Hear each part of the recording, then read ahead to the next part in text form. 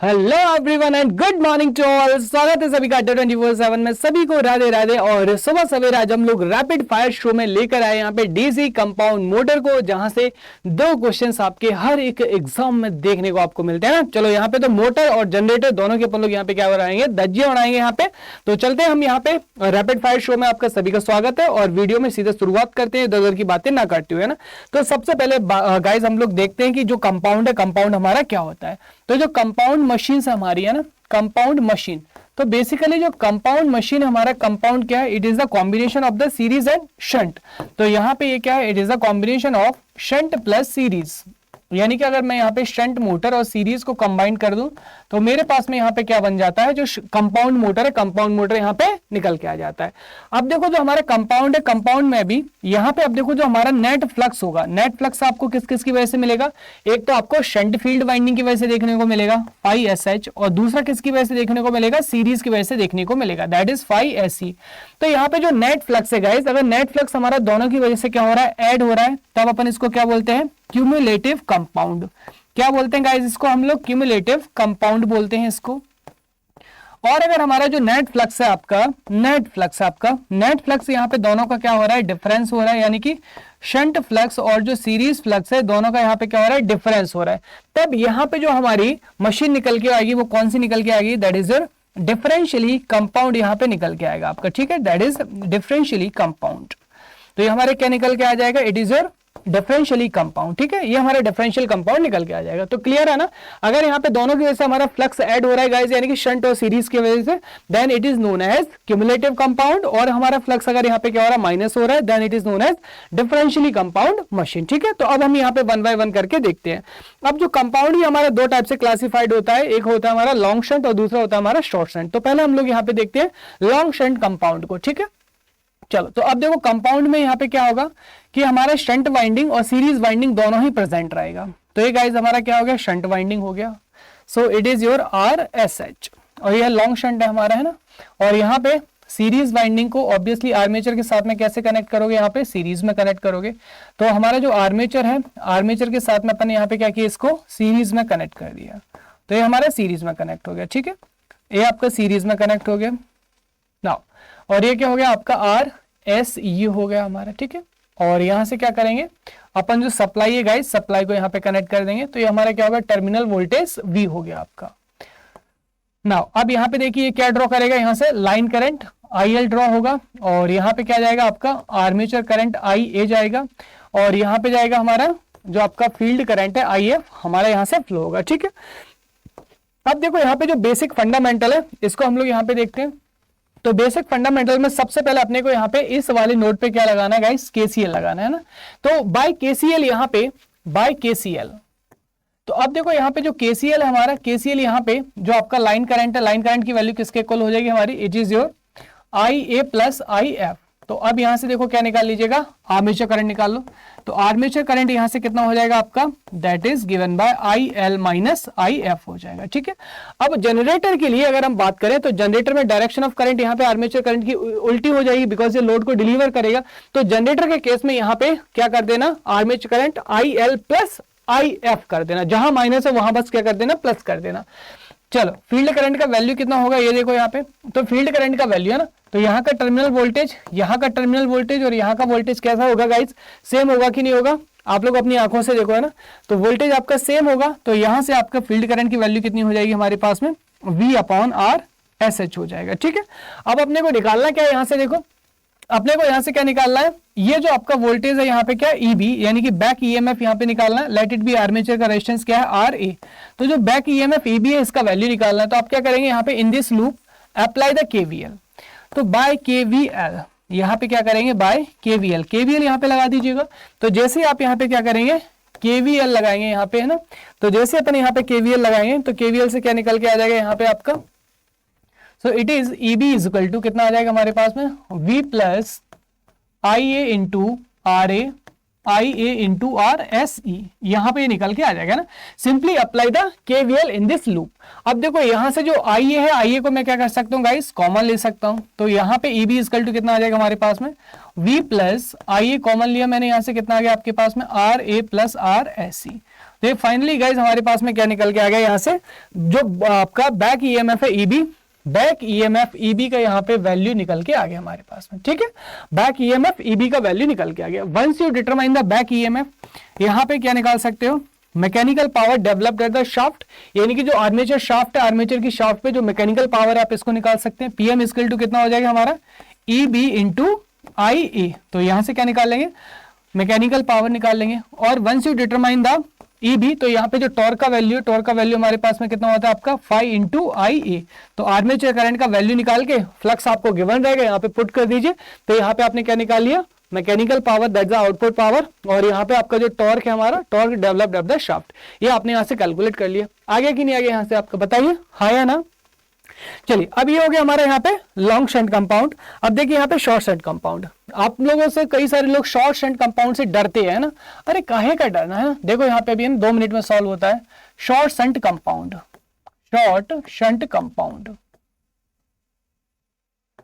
Short shunt compound है ना, तो यहाँ पे देखिए शॉर्ट शंट कंपाउंड, अरे क्या हो गया आपका, तो शॉर्ट शंट कंपाउंड यहाँ पे देखेंगे अपन लोग। अब देखो जो शॉर्ट शंट कंपाउंड है, अब जो शॉर्ट शंट कंपाउंड है यहाँ पे इसको देख लीजिए।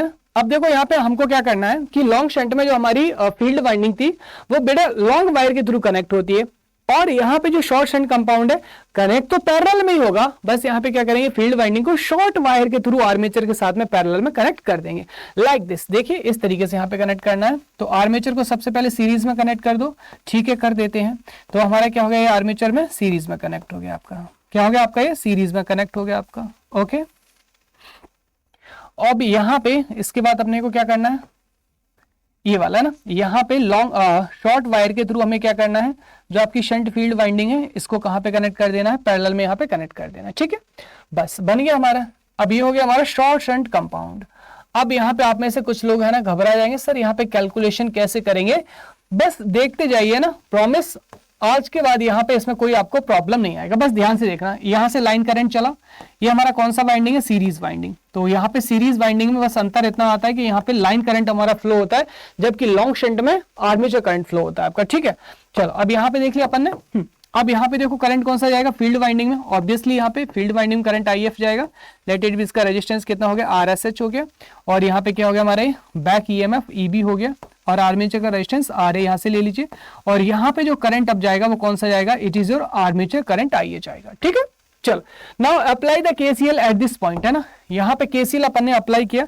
तो जैसे अपन ने KCL अप्लाई किया, अपने को क्या देखने को मिला, यहाँ से आपको फटाफट से आपको यहाँ पे आपका जो करंट है हमारा आर्मेचर करंट, आर्मेचर करंट का वैल्यू कितना आ जाएगा, यहाँ से IL माइनस IF निकल के आ गया। तो आप कहेंगे गुरुजी ये तो सही नहीं आ रहा है ना, इसमें तो कोई अंतर नहीं आ रहा। मैंने कब कहा इसमें कोई अंतर आएगा, देखो अब यहाँ पे अंतर कहाँ पे आएगा। अब यहाँ से मेन जो हमारा पॉइंट है ना, ये आपका IF की कैलकुलेशन, कि सर यहाँ पे जो IF है ना, IF हम लोग कैसे निकालें। देखो यहाँ पे अब मैं जो आपको समझा रहा हूँ ना, इसको प्लीज ध्यान से समझना। पैरेलल में वोल्टेज कैसा होता है, पैरेलल में वोल्टेज इक्वल होता है कि नहीं होता है। तो इस वाले पॉइंट का वोल्टेज देखो, है ना, तो इस वाले पॉइंट का वोल्टेज और इस वाले पॉइंट का वोल्टेज कैसा होगा हमारा, सेम होगा कि नहीं होगा ना। तो यहां से देखो, यहाँ इन दोनों के पॉइंट का वोल्टेज सेम होगा आपका, और यहां से यहां तक का वोल्टेज हमारा कितना है, that is the back EMF EB, और यहां से यहां तक का वोल्टेज कितना होगा आपका, करंट इंटू रेजिस्टेंस होगा कि नहीं होगा आपका, है ना। हेंस यहां से हमारा जो IF इंटू RSH ये किसके इक्वल होगा आपका, EB के इक्वल होगा कि नहीं होगा, बोलो हाँ या ना। पैरेलल में वोल्टेज आपका सेम होता है ना, तो वही तो मैंने लिखा है यहाँ पे, देखो यहाँ से यहाँ तक का वोल्टेज कितना है आपका EB, है ना, यहाँ से यहाँ तक का वोल्टेज पूरा ले रहा हूं मैं, और ये जो आपका वोल्टेज है यहाँ से यहाँ तक का फील्ड वाइंडिंग अक्रॉस वोल्टेज कितना होगा, दैट इज यहाँ पे V equal to I into R लगा दीजिए, तो कितना होगा IF इंटू RSH, तो वही तो यहाँ पे लिखा है। तो अब यहाँ से देखो, अगर मैं EB का वैल्यू यहाँ से निकाल लूं तो मैं क्या निकाल सकता हूँ, यहाँ पे IF का वैल्यू यानी कि फील्ड करंट का वैल्यू आ जाएगा, है ना। अब देखो यहाँ पे ध्यान से देखना, किसी भी इक्वेशन के लिए हमारा जो इनपुट है, इनपुट किसके इक्वल होता है, हमारा आउटपुट प्लस लॉसेस के इक्वल होता है कि नहीं होता है ना, बोलो हाँ या ना, ठीक है होता है ना। इनपुट क्या है बेटा, यहाँ पे V है हमारा, है ना, इनपुट क्या है हमारा यहाँ पे V है। अब देखो यहाँ पे आपका जो आउटपुट है, यहाँ पे इनपुट V की वजह से आउटपुट क्या मिल रहा है आपको, आर्मेचर में EB मिल रहा है आपका, तो यहाँ पे आउटपुट कितना आ गया EB। लॉसेस कहाँ पे होंगे, देखिए लॉसेस आपको यहाँ पे ये जो वाइंडिंग है इसमें रेजिस्टेंस से होगा आपका, है ना। यहाँ पे जो आपका RSC है इसमें लॉसेस होंगे कि नहीं होंगे, तो यहाँ का वोल्टेज ड्रॉप कितना हो गया हमारे पास में, IL RSC। लीजिए हो गया खेल खत्म, है ना। एक बार फिर से एक्सप्लेन करता हूं, यहाँ पे देखो क्या बताया मैंने आपको, पैरेलल में वोल्टेज इक्वल होता है तो IF इंटू RSH किसके इक्वल आ गया, EB के इक्वल आ गया हमारा, ठीक है। इनपुट इक्वल टू क्या होता है, आउटपुट प्लस लॉसेस। इनपुट क्या है हमारा यहाँ पे V, आप सिंपल चाहो तो KVL भी लगा सकते हो, वही निकल के आ जाएगा।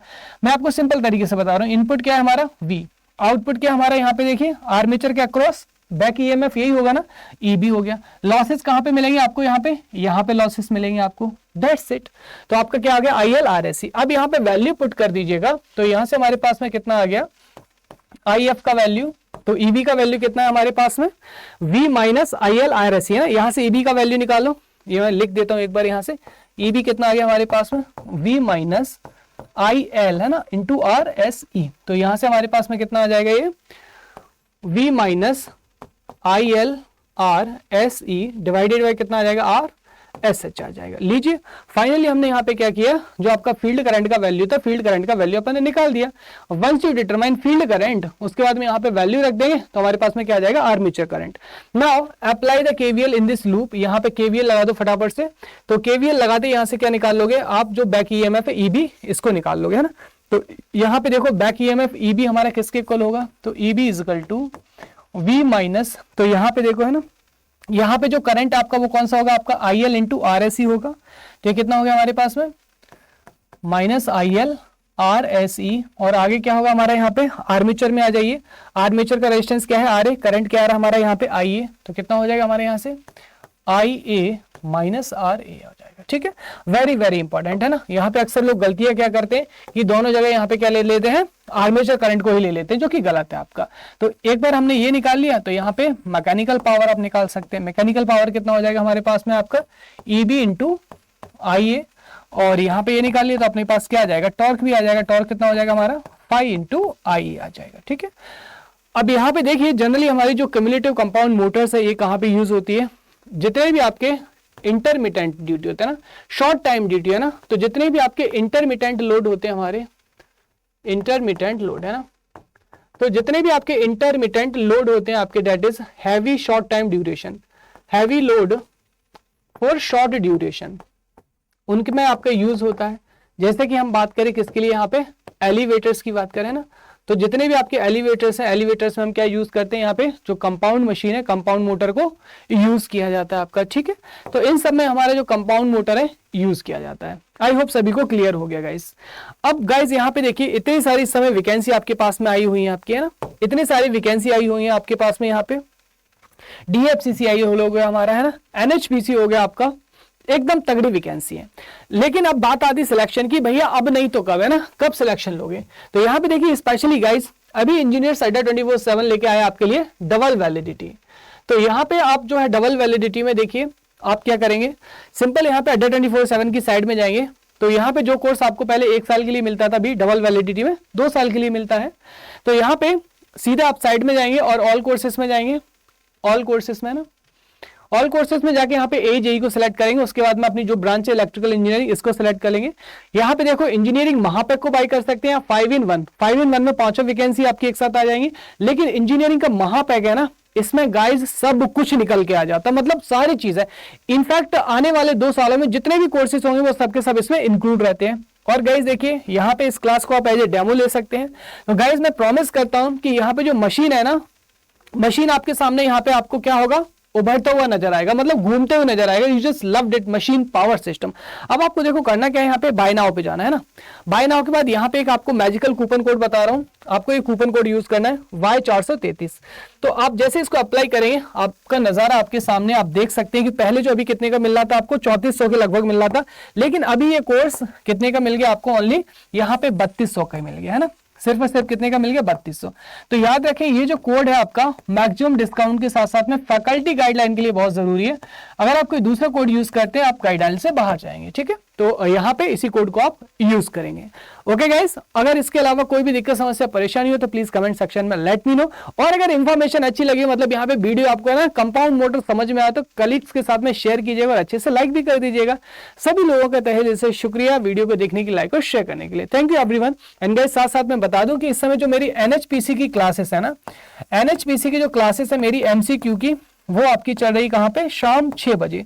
शाम के 6 बजे यूट्यूब पे आपको ये क्लासेस अटेंड करनी, जो कि सबके लिए भैया फ्री है ना, आपको मजा आ जाएगा, है ना, और यहाँ पे आपको सिलेक्शन दिलाएंगे।